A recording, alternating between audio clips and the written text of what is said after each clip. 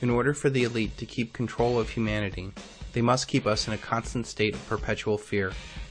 Fear of war, fear of money, fear of politics, fear of status, fear of looking stupid, fear of being different, fear of not being good enough, fear of losing your soul, fear of whatever. They keep us in fear because only then can we be easily controlled. There are two important elements to free your mind from this trap and live life fearless. Number one is education. I have seen a lot of fearless people who have no clue, so education is very important. The elite will teach us sex education, drug education, death education, and political correctness in the 3rd, 4th, and 5th grades. But they will never teach us how our money works or what our founding fathers really fought for. This institutional ignorance is done to keep our heads down so that you're easily controlled. They do such a good job of this in school that you eventually keep yourself down.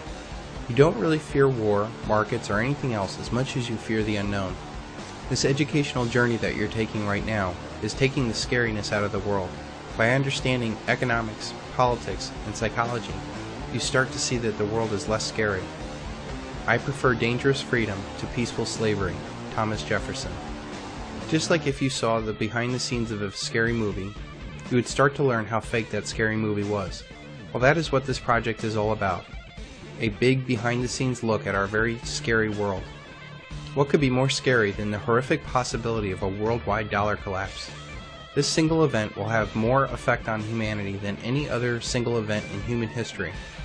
Quadrillions in wealth will be destroyed. All commerce will end because there will be no money to do business with. Food and fuel will stop being transported. Social chaos will ensue, leading to massive uprisings in all corners of the world. Nations will most likely go to war over natural resources.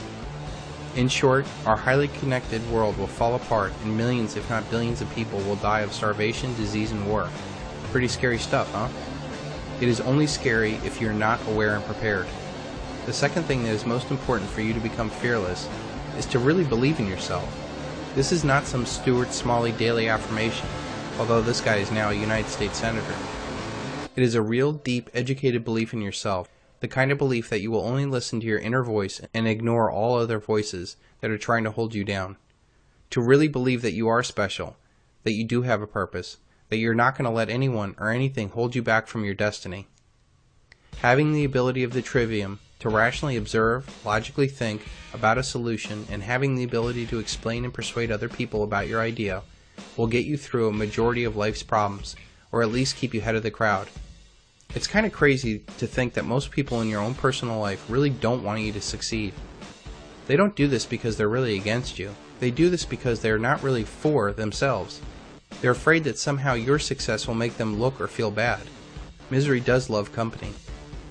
When you see that the ones that are trying to hold you back are fearful little people, it makes it so much easier to step out on your own. The reality is there are a lot more forces out there that are for you than there are forces against you. Your job is simple. Decide and commit to what you are going to be and walk that path the best that you can. Once you walk fearless, people will recognize this in you and help you realize your goals. I am living proof of this, and I hope to inspire others to take this journey too. A journey of 1,000 miles starts with a single step. Lao Tzu. Once you're aware and prepared, getting to your desired goal is as simple as taking that first step in confidence. Write down where you want to be and what kind of life you want to live. Really take some time to think about what your ultimate goal in life is. It might help to think what would make you a compelling movie if you were the main character, or what would you want to be on your deathbed. It doesn't have to be huge, but it has to be real with you. What would your life look like if you were fearless? What would your family look like if you lived life with passion? What would our communities look like if you inspired others? What would our nation look like if we were once again the land of the free and home of the brave? When you see this progression, you see that we're not really fighting to change the world to make us free or happy. The answer has always been inside of us. We are the masters of our own mind and world. It is impossible to think that 7 billion people trying to manipulate others on what people should do is a rational plan for happiness. No one knows what will make themselves happy, much less anyone else. If we saw that in our own mind is our freedom and happiness, and left others to find their happiness, the world would be a better place.